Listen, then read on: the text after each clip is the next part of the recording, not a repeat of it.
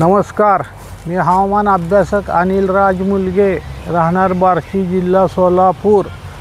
आगामी काळातील जुलै महिन्यामधील पावसासंबंधी माहिती देत आहे. मी सतत गेले 5 ते 6 महिन्यापासून सांगत आलो आहे की जुलै महिन्याच्या शेवटच्या आठवड्यापासून राज्यातील पाऊसमान वाढत जाण्याची शक्यता आहे असे सांगितलेले आहे. सदर याचा प्रत्यक्ष अनुभव म्हणजे जुलै महिन्याच्या 19 किंवा 20 तारखेदरम्यान बंगालच्या उपसागरात एक कमी दाबाचे क्षेत्र बनण्यास सुरुवात होईल. यावर्षी जून महिन्यापासून पहिल्यांदाच कमी दाबाचे क्षेत्र आंध्र प्रदेश व ओरिसा किनारपट्टी भागात तयार होण्याची शक्यता असून त्याचे डिप्रेशन बनण्याची शक्यता असून जूनपासून आजपर्यंत जे कमी दाबाचे क्षेत्र बनले आहेत ते सर्व पश्चिम बंगाल व बांगलादेश किनारपट्टी जवळ बनले होते. आता जे कमी दाबाचे क्षेत्र बनणार आहे त्याच्या प्रभावामुळे दरवर्षी केरळ, कर्नाटक, कोकण, दक्षिण मध्य महाराष्ट्र या भागात ज्या पद्धतीने मान्सून सक्रिय होत असतो तशी परिस्थिती आपणास पहिल्यांदा पाहावयास मिळेल.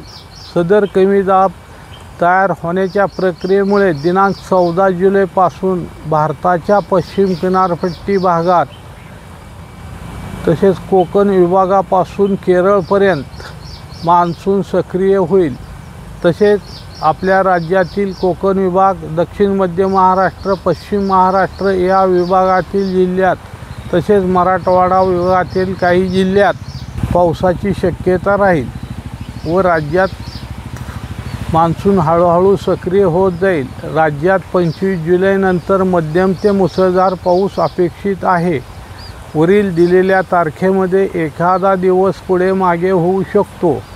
तसेच ऑगस्टमध्ये मुसळधार पावसाची शक्यता राहील हे मी आपणाला अगोदरच सांगितलेले आहे.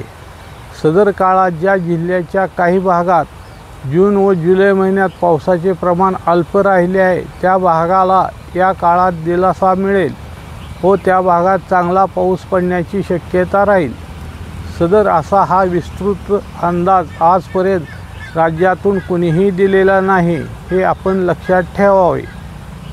सदर माझा हा व्हिडिओ आवडल्यास त्यास लाईक करावे, सबस्क्राईब करावे व शेअर करावे. धन्यवाद.